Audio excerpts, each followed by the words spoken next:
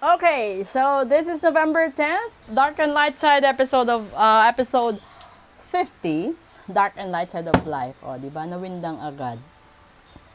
Pasensya na kayo, pero at least okay na tayo. Pabalik na tayo sa normal na routine natin. Sa gustong magpa-ritual, sa gustong magpa-reading, sa gustong umorder ng Lucky Charms, pampaswerte, etc.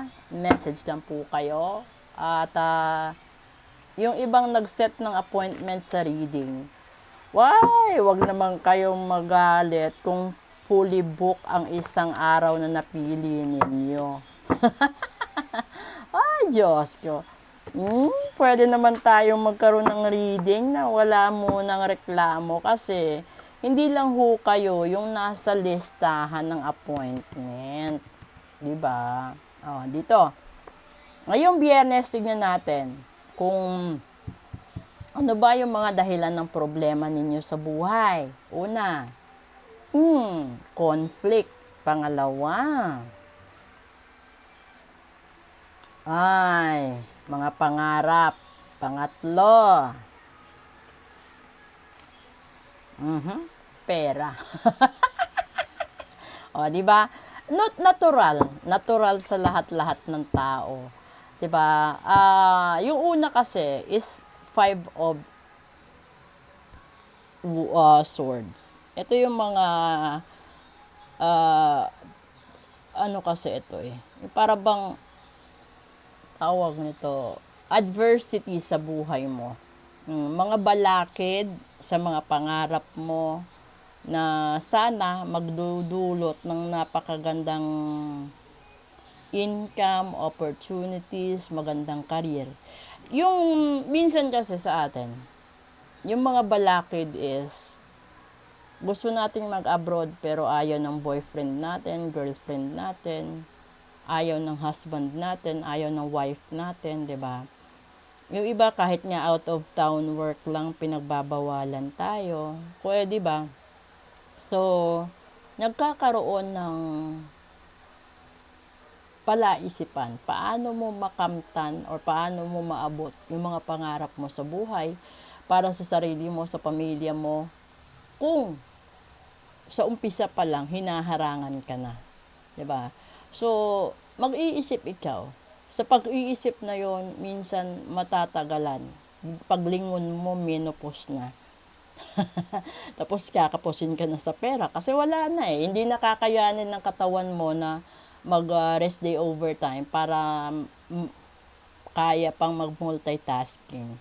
Ito yung mga panahon na minsan dito sa umpisa nagsasayang ka. Yung mga sinasayang mo yung panahon, pagkakataon, sinasayang mo or nasasayang dahil naniniwala ka sa mga sulsol ng ibang tao. So ito yung hindi mo sinagot yung taong mahal mo, hindi mo pinakasalan kasi sabi ng magulang mo, ng kapatid mo, ng pamilya mo, unahin sila. So dumating sa punto na hindi mo alam, yun lang pala yung taong nakalaan para sa'yo. Pinalagpas mo pa. Ganon din sa trabaho, no? Kung merong trabaho na maganda yung sahod mo, gusto mong ingatan kasi maganda nga yung sitwasyon eh. Nakagaanan mo na ng loob, himay mo na yung takbo ng trabaho. Tapos bigla kang sasabihan ng asawa mo na umuwi ka dito, no? Pabayaan mo na trabaho mo. Tapos pagbalik mo doon sa pamilya mo, wala na. Wala ka nang makitang magandang trabaho, pa-sideline na lang. Tapos yung asawa, magrereklamo na maliit yung pinikita araw-araw. Eh syempre, ikaw yung dahilan kung bakit umuwi yung asawa mo, di ba? So wag kang magreklamo. Bagkos, kung gusto mo na gumaan yung expenses niyo or sources of income niyo, dagdagan mo, magtrabaho ka din para makatulong ka. Kasi kung yung husband mo is kumikita halimbawa ng 800 to 1,000 a day, tapos pinatigil mo, pinauwi mo, tapos pagdating doon, halos makakuha ng 500 isang araw. Uy, wag kang magreklamo, talagang short. Kasi that is just 1/3 sa normal income niya sa pinabitawan mong trabaho. ando doon yung regrets mo, 'di ba? Nasa huli lagi yung pagsisisi. So, ito 'yon. Mabibigyo ka sa pangarap mo, mabibigyo ka sa pagyaman mo, sa pag-unlad mo. Ganun. Tignan natin dito, anong mangyayari sana kung hindi ka nakinig sa mga sulsol. Di ba? Seven. Seven of Swords. And then, Eight of Wands. And then, check natin.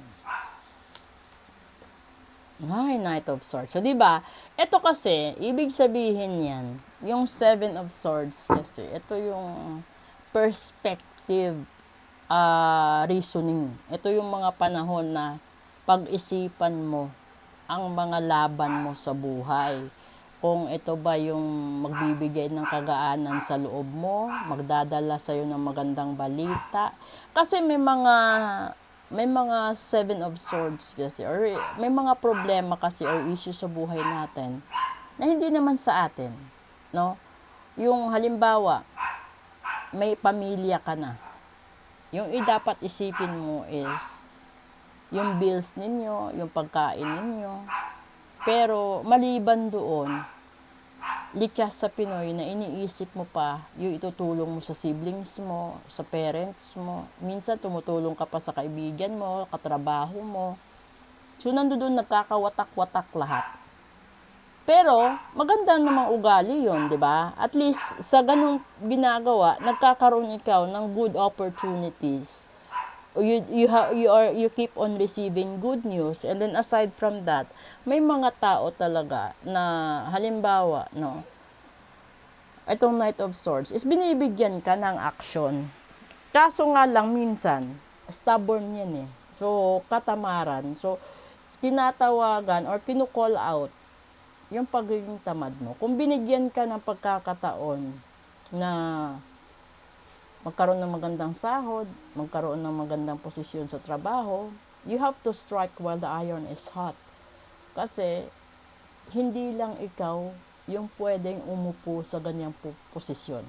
So, kung sakaling magloko ikaw, kung sakaling umabuso ikaw at tinanggal ka ng kumpanya, yung kumpanya maghahanap lang yan ng katapat mo eh. Minsan, kapag siniswerte yung kumpanya, yung mahanap niya is higit pa sa abilidad mo, higit pa sa kakayanan mo.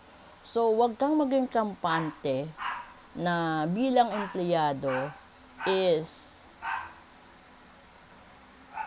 i-full blast ng amo mo or ng employer mo ang lahat sa'yo. Kasi never na pinakasalan ng isang empleyado ang trabaho niya.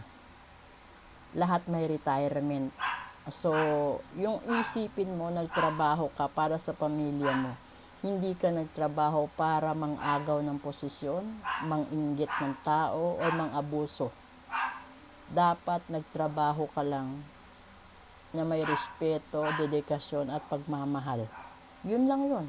So, kung binigyan ka man ng bonus ng kumpanya, appreciation, recognition, you have to be thankful.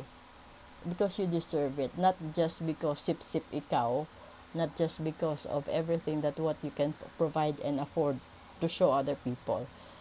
You have to stay humble, keep your feet on the ground, and then everything will just follow smoothly as blessed by the universe and God. So maraming salamat po sa inyo at i-upload ko na po yung mga ibang episodes natin. Thank you so much. Bye!